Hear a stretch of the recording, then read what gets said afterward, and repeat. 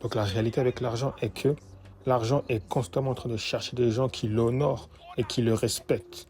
Donc j'étais avec un joueur de foot anglais qui s'appelle Campbell. Et il me racontait une histoire pendant que j'étais en train d'écrire mon livre notamment, qui s'appelle Les 10 lois irréfutables concernant l'argent. Donc il m'a entendu, il m'a vu que j'écrivais le livre. Il m'a demandé, donne-moi une loi. Et je lui ai dit, n'insulte pas l'argent. Donc lui, il était déjà millionnaire, il gagnait beaucoup d'argent.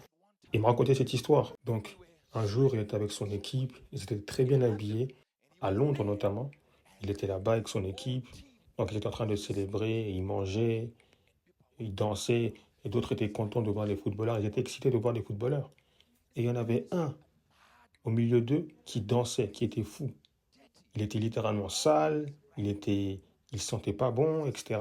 Et il dansait très proche des footballeurs. Et même un de ses coéquipiers a dit non, ne touche pas à cet individu parce qu'il est sale, etc.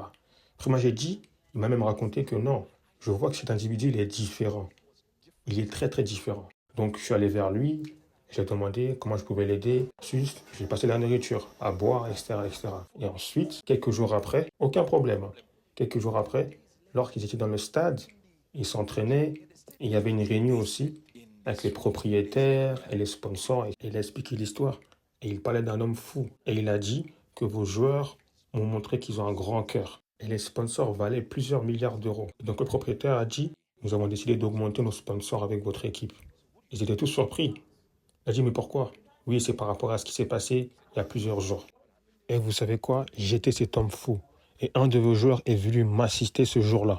Remarquez qu'une seule personne a senti cette situation. Donc la leçon, c'est n'insultez personne. N'insultez pas même les gens qui sont pauvres. Parce que dans cette situation, il était à deux doigts d'insulter l'argent.